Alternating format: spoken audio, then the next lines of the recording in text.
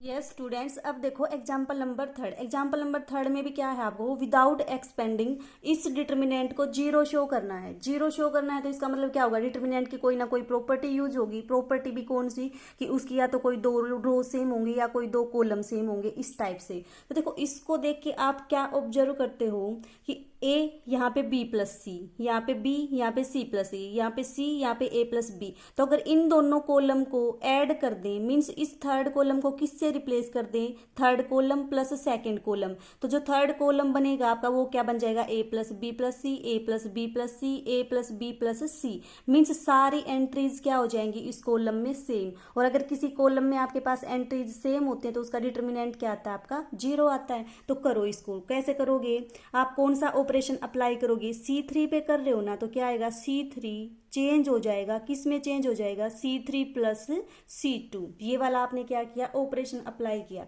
अब ये operation apply करोगे तो क्या बन जाएगा, ये फर्स्ट पे तो कोई ऑपरेशन है ही नहीं ना आपके पास, सेकंड में है तो सेकंड और फर्स्ट को रखो एज इट इज।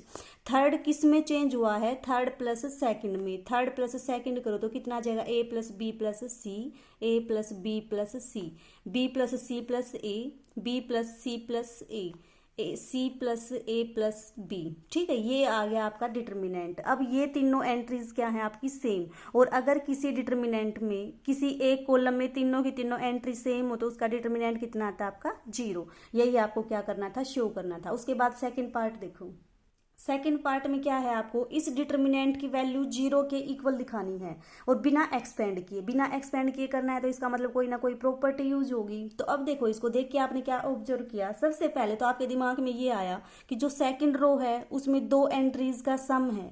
और हमने प्रॉपर्टी की थी डिटर्मिनेंट की पिछली वीडियोज में कि आपके पास अगर किसी रो में या किसी कॉलम में दो एंट्रीज का सम हो तो उस डिटर्मिनेंट को क्या लिख सकते हो, अलग अलग करके लिख सकते हो। मीन्स एक का सम प्लस दूसरी का सम। कैसे लिखोगे, देखो इसको, ए बी सी, पहले लिखो फर्स्ट एंट्री यानी कि A B C X Y Z. ठीक है, प्लस में 2x 2y 2z है ना, तो दूसरे जो डिटर्मिनेंट बनाओगे उसमें 2x 2y और 2z ले दोगे। कैसे लोगे, ए बी सी 2x 2y 2z, और ये आपका क्या हो जाएगा, x y और z। ठीक है, तो इस तरह से अगर किसी रो में या किसी कॉलम में आपको दो एंट्रीज का सम दिखे तो आप किस तरह से तोड़ सकते हो, दो डिटर्मिनेंट के सम में तोड़ सकते हो इसको। अब यहाँ से ऑब्जर्व करो, फर्स्ट रो सेकंड रो क्या है, दोनों सेम, तो डिटर्मिनेंट की वैल्यू क्या आ जाएगी, जीरो। यहाँ पे देखो ये रो तो अलग है, इस रो में और इस रो में एक्स वाई जेड है। ये जो रो है इसमें क्या है, एक्स वाई जेड का 2 टाइम्स है।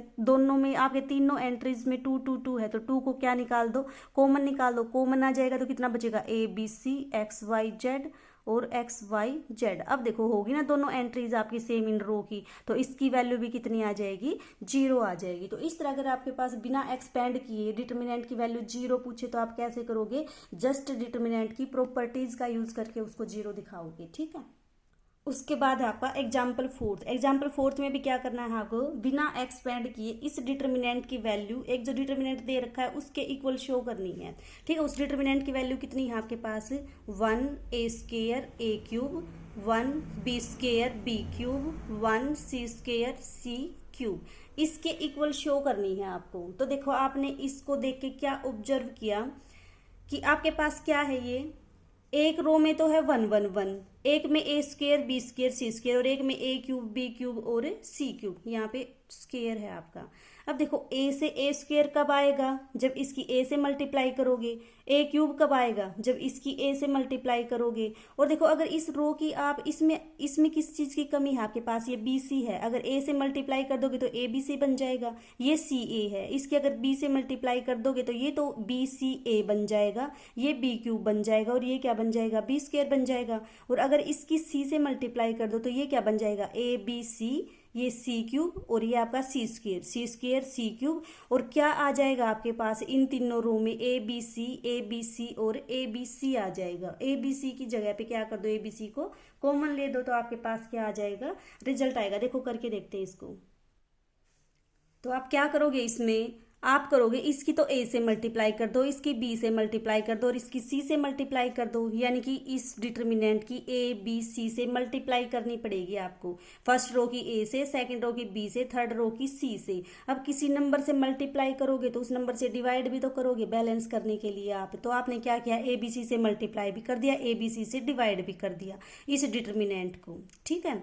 B square C A, C square A B. अब देखो उसके बाद आपको तो ए बी सी अंदर लेके जाना है, तो 1/ABC को रखो आप बाहर, 1/ABC को रखा बाहर। फर्स्ट रो की मल्टीप्लाई करा दी ए से मल्टीप्लाई करोगे तो ए स्केयर, ये आपका स्केयर यहाँ पे कितना आ जाएगा ए क्यूब, और ये बन जाएगा ए बी सी।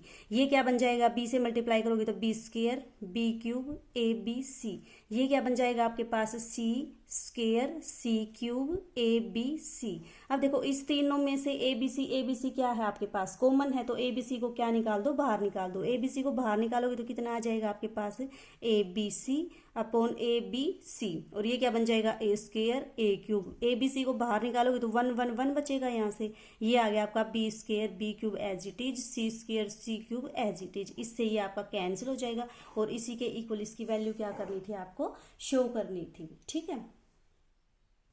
अब है एग्जाम्पल नंबर 5। एग्जाम्पल नंबर 5 में क्या है, आपको इस डिटर्मिनेंट की वैल्यू 0 शो करनी है, जहाँ पे ए बी सी क्या है आपके पास एपी में है। ए बी सी अगर एपी में है तो आपको करवा रखा है, एपी का क्या होता है रिजल्ट, कि इन दोनों का कॉमन डिफरेंस इन दोनों के कॉमन डिफरेंस के इक्वल आएगा। इन दोनों का जो कॉमन डिफरेंस है वो कैसे निकालते हो, बी माइनस ए, और वो किसके इक्वल आएगा, इन दोनों के कॉमन डिफरेंस के। इन दोनों का कॉमन डिफरेंस का मतलब सी माइनस बी, तो means B minus A is equal to C minus B. आपके पास ये कंडीशन इसने दे रखी है। अब डिटर्मिनेंट को देख के आप देखो, b माइनस ए दे रखा है, b माइनस ए कैसे आएगा, यहाँ पे आपका है a। b माइनस ए कब आएगा, जब इस रो को आप कैसे चेंज कर दो, इस रो माइनस में ये वाली R1 रो, ये आपके पास R1 रो, ये आपके पास R2 रो, ये आपके पास R3 रो। तो इस रो में अगर आप R2 को कैसे चेंज कर दो, R2 माइनस R1 कर दो। R2 माइनस R1 करोगे तो x से तो x कैंसिल हो जाएगा और b माइनस ए आ जाएगा आपका R2 में। अब c माइनस बी कैसे आएगा, c minus B means R3 को आप क्या चेंज कर दो, R3 माइनस R2, तभी तो आएगा। इस थर्ड रो को क्या चेंज कर दोगे, third row minus second row, तो x से तो x कैंसिल हो जाएगा और c माइनस b बच जाएगा। तो लगाओ ये दोनों ऑपरेशन आपके पास क्या आएंगे, देखो फर्स्ट रो में कोई चेंज नहीं किया है, चेंज कहाँ किया है हमने, सिर्फ सेकंड रो में और थर्ड रो में। तो फर्स्ट रो तो आपकी आएगी as it is, x+1 x+2 x+a। Second row को क्या किया है आपने, second row minus first row, यानी कि सेकंड रो में से इसके एलिमेंट घटा दो आप, तो x+2 माइनस x माइनस 1। ये क्या बन जाएगा, x+3 minus x minus 2, x+b minus x minus a। कर दी सबट्रैक्ट। सेकंड रो किस में चेंज होगी, सेकंड रो चेंज होगी second row minus first row. Similarly third row को किस में चेंज कर दो, थर्ड माइनस सेकंड, यानी कि इसमें से ये घटा दो तो कितना आ जाएगा आपके पास, x+3 minus x minus 2, x+4 minus x minus 3 और x+c minus x minus b, ठीक है। अब देखो जो जो कैंसिल होता है उसको कैंसिल कर दो, x से x कैंसिल, x से x कैंसिल, x से x कैंसिल, x से x कैंसिल, इससे ये आपके सारे क्या हो जाएंगे, कैंसिल। तो चेंज होके जो डिटर्मिनेंट आया वो क्या आ जाएगा, x+1 x+2 x+3। यहाँ से कितना बच जाएगा, 2 माइनस 1 करोगे तो 1, ये कितना आ गया 1, और ये कितना आ गया आपके पास b माइनस ए, ठीक है। ये कितना आ जाएगा 1, ये कितना आ जाएगा 1, और ये कितना आ जाएगा c माइनस बी। अब यहाँ पे देखो ये दो रो हैं जो आपकी, ये एंट्री सेम, ये एंट्री भी सेम। अब बात आई इनके ऊपर, क्या ये दोनों एंट्री आपकी सेम है, हाँ ये दोनों एंट्री आपकी सेम है। यहाँ से b माइनस ए किसके इक्वल है, c माइनस बी के, तो ये दोनों भी इक्वल। तो इसका मतलब इस रो की सारी एंट्री इस रो की सारी एंट्री के इक्वल। और डिटर्मिनेंट की क्या प्रॉपर्टी होती है, अगर किसी रो में दो रो के एलिमेंट सेम हो तो डिटर्मिनेंट की वैल्यू क्या है आपकी 0। अगर दो कॉलम सेम हो चाहे दो रो सेम हो तो उस केस में आपके पास डिटर्मिनेंट की वैल्यू क्या आ जाती है 0। तो इसकी वैल्यू कितनी आ गई आपके पास 0। ये चीज आपको ऑब्जर्व करनी पड़ेगी कि अगर एपी में दे रखा है तो आपके पास ये कंडीशन होती है। ये कंडीशन कब आएगी, b माइनस ए, जब इसमें से इसको सब्ट्रैक्ट करोगे तब आएगी। ऐसा नहीं कि इसमें से इसको सब्ट्रैक्ट कर दिया। अब c माइनस बी कैसे आएगा, जब इसमें से इसको सब्ट्रैक्ट करोगे इस वाली रो में। तो इस तरह से आप थोड़ा सा ऑब्जर्व करके इन क्वेश्चंस को करोगे।